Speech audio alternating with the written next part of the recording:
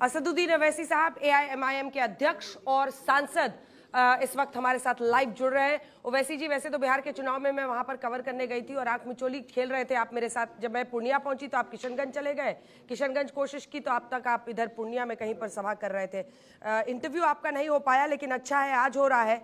जोकीहाट आप पिछली बार भी जीते थे, बहादुरगंज, कोचाधामन, अमौर और वापसी। अब दिलचस्प यह है कि अमौर सीट वही है जहां पर आपके इकलौते विधायक अख्तरुल इमान आपके साथ टिके रहे।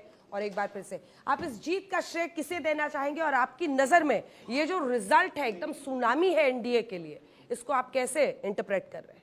सबसे पहले तो मैं अल्लाह सुब्हाना ताला का शुक्रगुजार हूँ कि उन्होंने अपने फजल से अपनी रहमत हम पर बरसाई और सीमांचल की जनता का, वहाँ के तमाम वोटर्स का, हमारे पार्टी के स्टेट प्रेसिडेंट अख्तरुल इमान साहब का, और जितने लोग महाराष्ट्र से इम्तियाज़ साहब आए, मुफ्ती इस्माइल साहब आए, शौकत यूपी से आए, सब लोग आए, कलेक्टिवली बलाला आए, सब लोग मेहनत किए।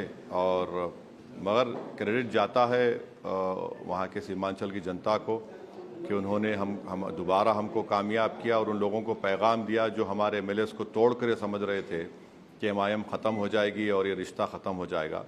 मगर रिश्ता इंशाअल्लाह ताला असदुद्दीन ओवैसी ज़िंदा रहेगा, तब भी रहेगा, मेरे मरने के बाद भी रहेगा। अब जहाँ तक आपसे आँख मुचोली का सवाल है मैडम, लाइटर वेन में आपसे आँख मुचोली खेलने मज़ा आता है।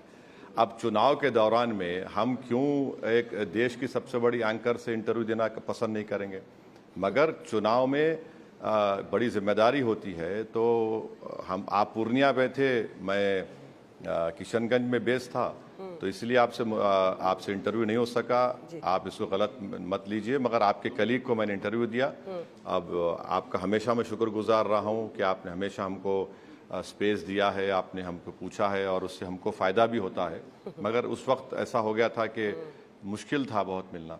अब आते हैं असल सवालों पर, क्योंकि अभी तो वार्मिंग अप राउंड चल रहा था। बिहार की जनता का जो मैंडेट है उसका रिस्पेक्ट करते हैं। हाँ, अभी वार्मिंग अप राउंड अप चल रहा था। अब जो फिरकी आपकी पार्टी ले रही है कांग्रेस पार्टी पर, उस पर मैं शुरुआत करूंगा। हाँ, ये जो पोस्ट किया आपके एआईएमआईएम बिहार ने, आपने पढ़ा है? कांग्रेस ने वोट काट कर हमें भारी नुकसान पहुंचाया है, वरना हम 15+ सीट जीत रहे थे। आपको अब तक वोट कटवा कहा जा रहा था, बीजेपी की बी टीम कहा जा रहा था। अब आप कांग्रेस पार्टी को मतलब घाव पर नमक छिड़कने निकले हैं। उनको कह रहे हैं कि कांग्रेस वाले अब एआईएमआईएम का वोट काट रहे हैं। नहीं, मैं तो कहूँगा हमारे बिहार यूनिट से कि इस तरह का कोई डालने की ज़रूरत नहीं है। जनता ने अपना फैसला सुना दिया है, वरना फिर हम में और दूसरों में फ़र्क क्या रहेगा? ये बोलते रहेंगे।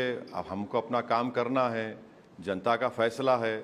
अब उससे हम क्या कर सकते हैं? या बिहार की जनता ने नीतीश कुमार को मैंडेट दिया है, हम कंस्ट्रक्टिव उनको कोऑपरेशन देने तैयार हैं कि वो बिहार को और सीमांचल डेवलप करवाएं।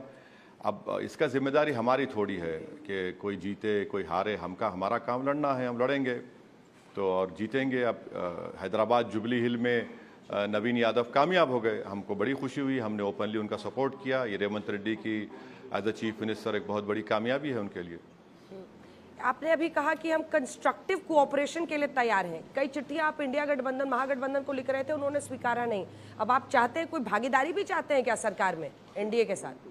नहीं। आप ऐसा क्यों समझते हैं? देखिए, समंदर के दो किनारे एक नहीं हो सकते हैं। हम तो ओपनली एनडीए के खिलाफ लड़े, आज भी लड़े, कल भी लड़ेंगे, मगर सीमांचल की जनता के लिए, हमारे विधानसभा के डेवलपमेंट के लिए हम बराबर जाकर गवर्नमेंट्स के मिनिस्टर्स से, सीएम से, हमारे को राइट है असेंबली में उठाने का और सवालात करने का, उनसे मुलाकात करके रिप्रेजेंट करने का, वो करेंगे हम, वो हमारी जिम्मेदारी है। मगर ये आइडियोलॉजिकली हम उनसे बिल्कुल अलग हैं। हमने तो 6 सीट जब लिखा लेटर अख्तरुल इमान ने कहा कि हमको मंत्री पद मत दीजिए आप, तेजस्वी को हमने कहा था, हमको सिर्फ सीमांचल डेवलपमेंट काउंसिल का रेजोल्यूशन बनाइए और सीमांचल से इंसाफ करिए, यही हमने लिखा था। आज भी हम वही कह रहे हैं। हमको सीमांचल के डेवलपमेंट से मतलब है और रहेगा, क्योंकि वो भारत का सबसे पसमानदा इलाका है। वहाँ पर छोटे बच्चे इन्फेंट मोर्टालिटी से मर जाते हैं, वेस्टेड होते हैं 50%, महिलाएं मर जाती हैं, पलायन होता है, ब्रिजेस नहीं है, यूनिवर्सिटीज़ नहीं है। तो ये सब चीज़ें, उस पर हम कोशिश करेंगे, लड़ेंगे वहाँ पर।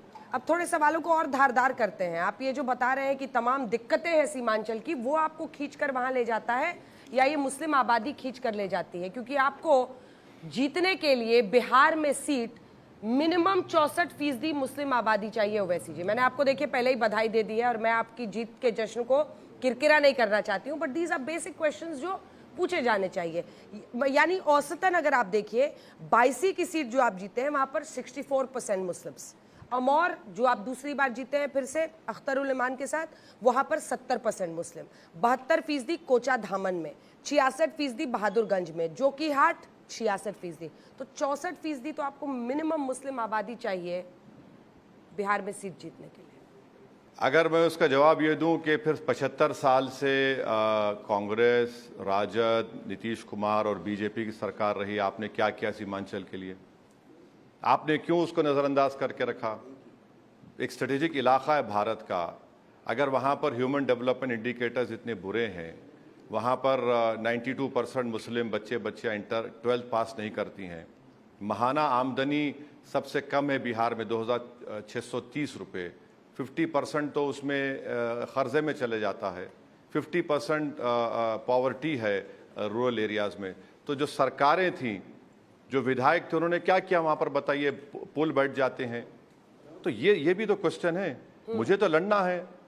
और इम्तियाज़ जलील औरंगाबाद से जीते मैडम, की मुस्लिम मेजॉरिटी था क्या? वो नहीं था ना। इम्तियाज़ जलील कामयाब हुए, फिर तमाम सेकुलर पार्टीज एक होकर इम्तियाज़ को हरा दिया। आज महाराष्ट्र में एक भी अल्पसंख्यक समाज का मुसलमान MP नहीं है।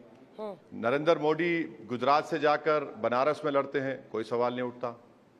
तो ये चीज़ें हैं। अब हम पार्टी हमारा, और मैडम 2015 में हमने लड़ा, नाकामी हुई, 2020 में लड़ा, हमको कामयाबी मिली, आपने तोड़ लिया, फिर लड़े हैं, कल भी लड़ेंगे, लड़ते आए। ये भारत के इंटरेस्ट में है कि हम सीमांचल को डेवलप करें और उसको ताकतवर बनाएं, वहाँ के किसान को ताकतवर बनाएं। इससे भारत और बिहार मजबूत होगा।